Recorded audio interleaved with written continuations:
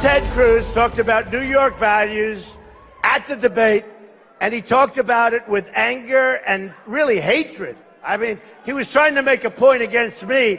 Boy, did that one hit him hard. That was not something because he's doing very well. In fact, right now, he's, I guess, number 3 in the polls in New York and many of the other states. And nobody even knows who number 2 is. 1, 2, and 3, we're going to talk about it. Everyone expects a big win for Donald Trump in the New York primary come this Tuesday after rude greetings for Ted Cruz in the Bronx and unremarkable events for John Kasich on Long Island. Trump should be able to gain the lion's share of delegates from the Empire State.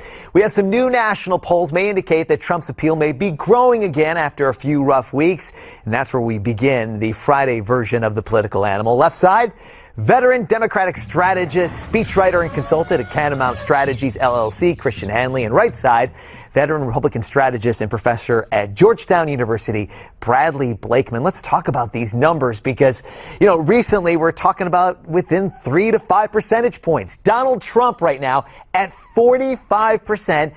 Ted Cruz really should be more concerned with John Kasich for second place than he would be with Donald Trump. Bradley, what happened? What has gone on now? Donald Trump at his highest mark, 45%, at his highest mark, 18 percentage point lead. Well, look, Trump is overperforming. Let's face it. This guy can do no wrong, at least in New York State. He's still a plurality candidate, and time will tell if next Tuesday he can break through. If he gets more than 50%, he takes all the delegates in New York. And then, of course, he'll have the momentum going into Pennsylvania, which is the next week. And then, of course, California is pretty much going to tell the story whether we're going to have a contested convention. But Trump is doing very well. New York is really going to be the key for him. Can he win? Can he win big? Well, it seems like, Christian, that a lot of Republicans in the anybody but Trump movement were going with Ted Cruz. But based on these numbers, it looks like that's up for grab, right? Right, with Kasich and Cruz. I'm not sure it's up for grabs. I mean, look, Kasich is kind of the more affable, the more likable candidate. But at the end of the day, he only won in Ohio, his home state. And so, right now, he's not really a viable candidate. His strategy, and he's said as much publicly many times, is to ride this thing out until the convention and hope for a contested convention where he can kind of swoop in. But mathematically, I'm not seeing his route to the convention trying to seal the nomination anytime before then. He's all but been eliminated at this point. Bradley, you're a consultant. We saw the Democrats go at it last night.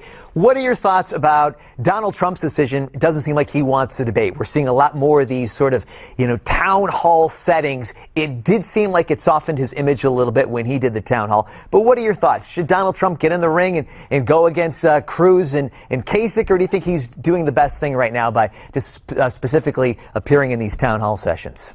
Well, the town halls, I think, are the best forum for Donald Trump, especially when he's surrounded by his family. He softens his image. He doesn't feel the need to be combative.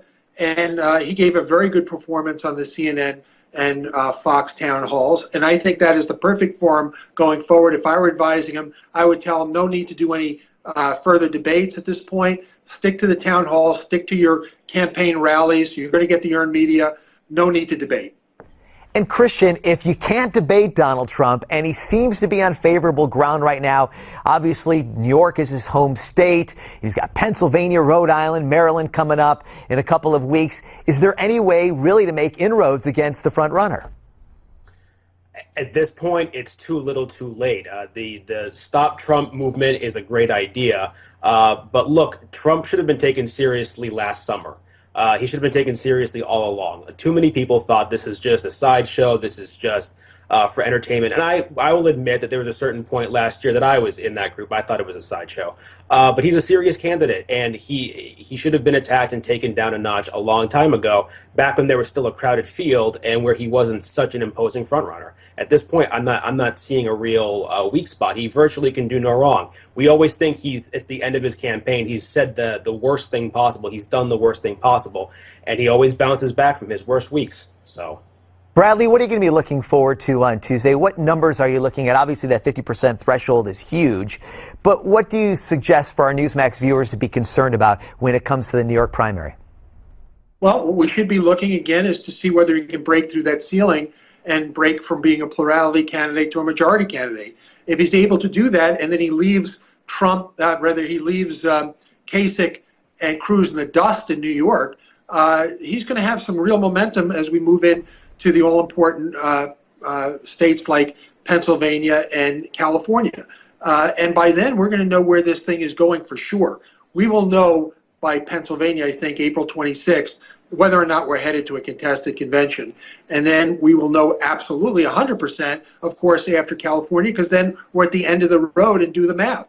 But if Trump is anywhere close to 1237, there's no way that I see him being denied the nomination. There's going to be some theatrics, but at the end of the day, if he's close, he'll get it. Christian, I want to talk briefly about the Democratic debate last night. What were your thoughts? Did Bernie Sanders make any inroads right now against the front runner? I don't think he made any inroads. I thought the candidates did an admirable job. I was incredibly disappointed with CNN and their moderation. They avoided every single difficult issue facing the country right now, and instead wanted to have sort of a daytime talk show debate and sort of entice the candidates to go after each other personally, bringing up jabs from the previous weeks, and so it was a disappointing debate in that respect. That being said, I think that the candidates did the best that they could to bring up the serious issues in the context of a very non-serious CNN debate. But I don't think that it really swayed Hillary supporters to feel the burn or any Bernie supporters to go with her. So. All right, we'll have to wait and see. Tuesday in New York, the big day, the big state. Christian Hanley, Bradley Blakeman, thanks so much. Always a fun debate. We'll talk to you guys again next week. Growing number of billionaires looking to derail the Trump campaign. We discuss the anti-Trump movement and how it's being funded when the hardline continues.